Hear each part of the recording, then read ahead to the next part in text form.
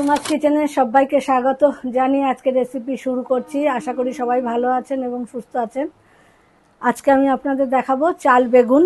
এখানে আমি গোবিন্দভোগ চাল নিয়েছি হাফ কাপ মতো এবং 3 ঘন্টার মতো ভিজিয়ে নিয়েছি।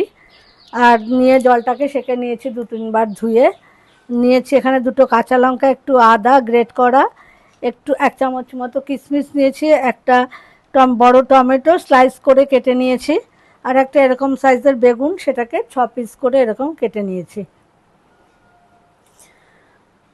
তো বন্ধুরা, আপনারা আমার সাথে থাকুন, দেখতে থাকুন। এটা চাইলে পেঁয়াজ রসুন দিয়েও করা যায়, কিন্তু আমি আজকে সম্পূর্ণ নিরামিষ করব এটা। তো আমার দেখতে থাকুন। কড়াইতে বেগুন ভাজার জন্য পরিমাপ মতো একটু তেল দিয়ে নিয়েছি, ওভেনটা অন করে দিয়েছি আমি। এবার বেগুনগুলোর মধ্যে একটু নুন আর হলুদ মাখিয়ে নেব, একটু লবণ। নুন হলুদটা কিন্তু আমার ভালোভাবে মাখানো হয়ে গেছে। এদিকে তেলটাও গরম হয়ে গেছে। এখন তেলে এক এক করে বেগুনগুলো ছেড়ে দেব।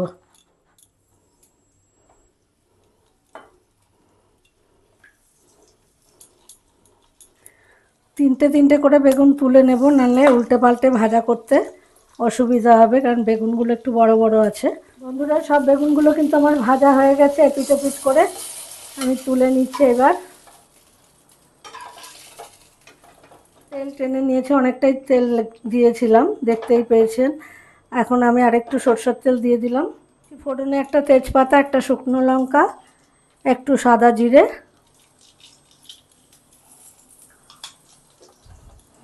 একটু ভাজা ভাজা হবে জিরেটা লঙ্কাটা, তারপরে আদা আর টমেটোটা দিয়ে দেব।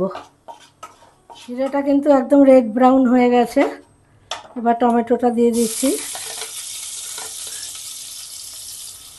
দিয়ে দিচ্ছি গ্রেট করা আদা, কাঁচা লঙ্কা আর কিশমিশ।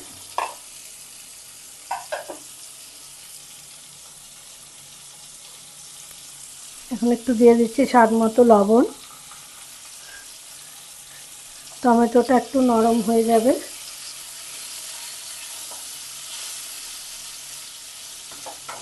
একটু ঢেকে দিচ্ছি। দই একটু ফেটিয়ে নিয়েছি ভালো করে। এই দইয়ের মধ্যেই আমি একটু হলুদ, একটু কাশ্মীরি লাল লঙ্কা আর একটু ধনে গুঁড়ো,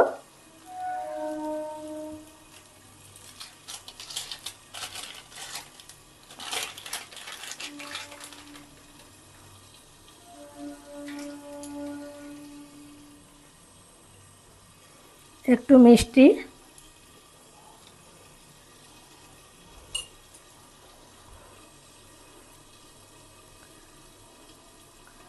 দিয়ে দিচ্ছি একটুখানি হিং,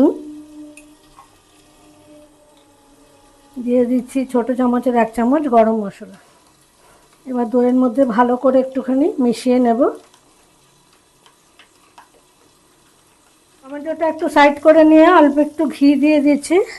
এরপরে গোবিন্দভোগ চালটাকে একটু নাড়াচাড়া করে নেব।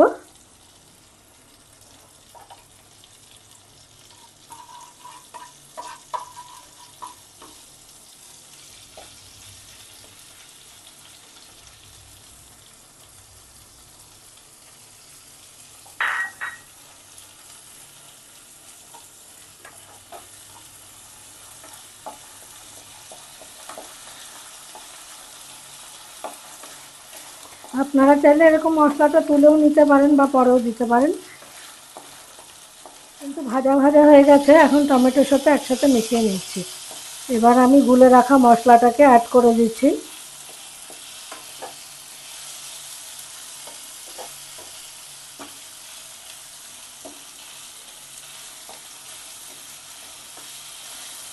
এবার গুলে রাখা মশলাটা দিয়ে দিচ্ছি। এই বোলটা ধুয়েও জল দিয়ে দেবো, কারণ চালটা সিদ্ধ হতে একটু জল তো অবশ্যই লাগবে।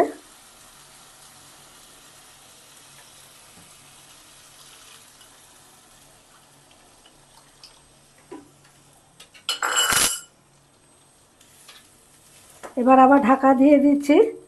চালটা অর্ধেক সেদ্ধ হয়ে যাবে, তারপরে আমি বেগুনটাকে ছেড়ে দেব।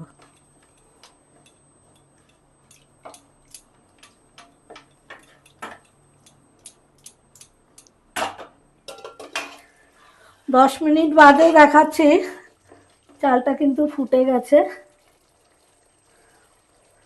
ঠিক এরকমই ফুটবে, এর থেকে বেশি হলে গলে গলে গেলে বেশি ভালো লাগবে না, কিন্তু যেইটুকু বাকি আছে এইটুকু ভাপে ভাপেই হয়ে যাবে। এখন আমি বেগুনটা মিশিয়ে দিচ্ছি, দিয়ে একটু নাড়াচাড়া করে ওভেনটা অফ করে দেব। তারপরে স্ট্যান্ডিং টাইমে 5 মিনিট রেখে আপনাদের সার্ভ করে আমি দেখাচ্ছি।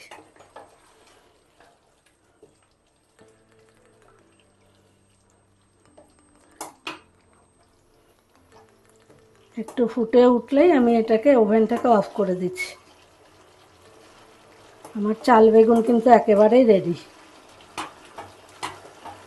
বন্ধুরা, চাল বেগুন কিন্তু আমার একেবারে রেডি, দেখতেই পেলেন। আপনারা চাইলে ছোট বেগুনেও করতে পারেন, আমার ঘরে বড় বেগুন ছিল তাই আমি বড় বেগুন দিয়েই করেছি।